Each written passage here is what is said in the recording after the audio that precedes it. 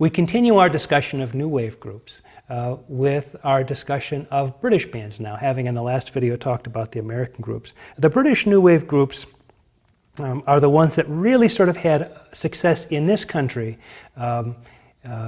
when what we thought of with punk music was really sort of rising. Punk really didn't, as I said before, punk really didn't happen in this country in the same way that it did in the UK, at least not in a commercial way. It certainly happened in subcultures, but by the time these guys are having records on the radio and having charts, it really is a sort of new wave music. And Elvis Costello, though he came out of the punk scene in the UK, really is thought of as one of the first British artists here doing new wave. That is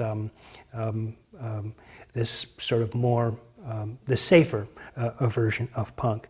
Most rock fans, maybe the first exposure they had to punk/new wave was in December of 1977 when Elvis Costello and his band appeared on Saturday Night Live.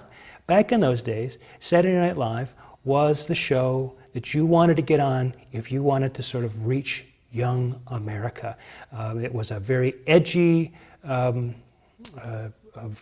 comedy show. It was on after 11:30 on Saturday nights, and so they could get away with things you couldn't get away with in prime time. So you really wanted to be on Saturday Night Live.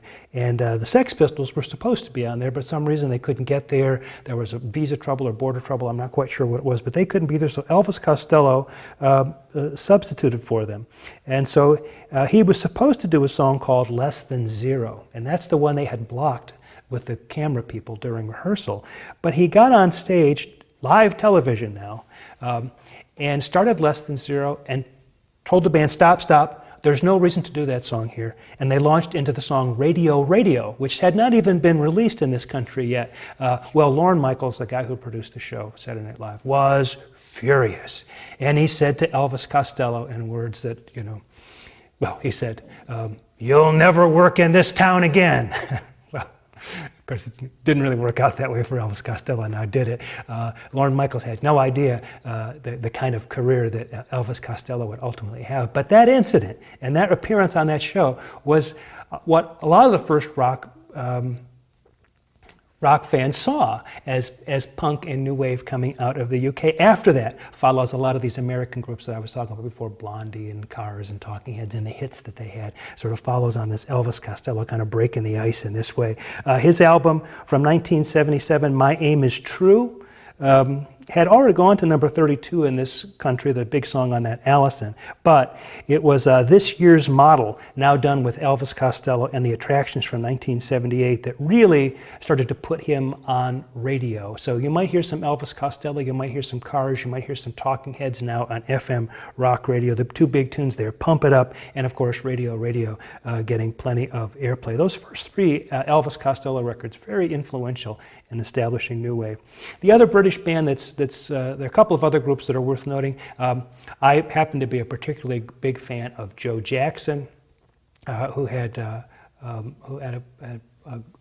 great album come out at about this time. But let's talk a minute about the Police, a group that would end up being maybe in some ways the most important and influential group of the late 70s and the early 80s.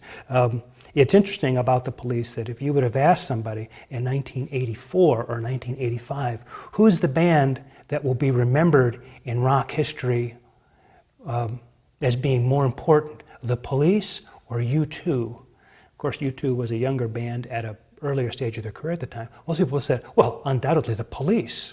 Well, it hasn't worked out that way. U2 has ended up being a fantastic, one of the sort of mega superstar bands of the history of rock music. But it just goes to show how big the Police were, and important the Police were perceived to be in their day, led by Sting on bass and vocals, Stuart Copeland on drums, and Andy Summers on guitars, a blend of Sting's sort of intelligent and very sort of, his lyrics filled with literary references, his sort of high, at first sort of reggae influenced kind of voice, Stuart Copeland's kind of tricky and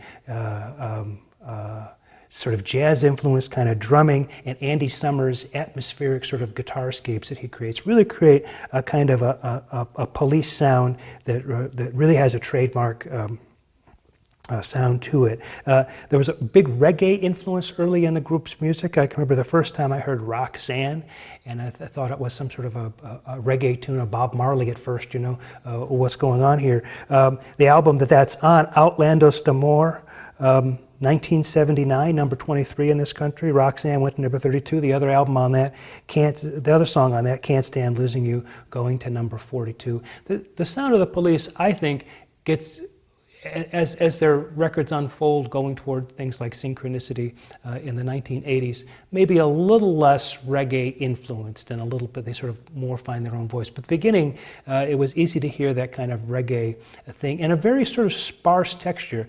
I mean, Andy Summers does a lot to fill the sound out on the guitar using chorusing and various kinds of things like that, but still it's a pretty sparse texture compared to the prog rock that we talked about earlier in this week's lectures and a couple of weeks ago. So let's talk a little bit now about New Wave and some of the things that I was talking about in the last video with regard to irony.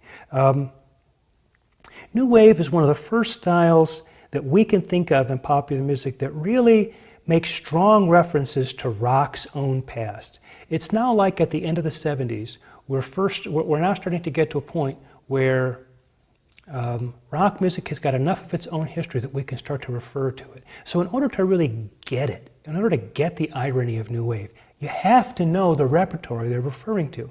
You can't really hear late 1970s New Wave and get what they were trying to do with the irony there if you don't know the 60s music or the late 50s music that it's referring to, right? Somebody like Elvis Costello comes out with the horn-rimmed glasses. If you don't know that those horn-rimmed glasses are screaming Buddy Holly, you're kind of missing it. It just seems like a fashion choice, when in fact it's a kind of an ironic use, it's a kind of ironic collage. Now, are these ironic references meant to kind of embrace the past? This hippie rock music is not very good. Let's go back to this early music that was way better. Well, in the case of people like Tom Petty, that's actually what he's thinking, but he's in the minority.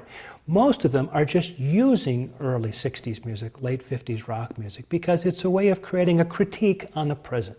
It's like going to the past to escape from the present, or going to the past to express how much you don't like what's going on in the present. It's a kind of an ironic use. It's a way of distancing yourself. You're not really making an aesthetic statement. You're just making a criticism. You're adding a kind of a layer of observation to what's happening in the musical culture. I think that's really what lies at the heart of at least late 1970s New Wave music. Other historians will maybe differ with me on this, but that's really what I take away from it. Having come up during those days and having been a teenager as that music was coming out, it was very hard for us not to recognize what this music was referring to, and to recognize that what it was referring to was markedly not hippie music. It was all sort of pre-Sgt. Pepper. It was a little bit like taking hippie music and sort of rubbing its nose in its past or something like that. It was an act of rebellion, but an act of aesthetic rebellion, not really political rebellion. It was a kind of a lifestyle choice in a lot of kinds of ways. So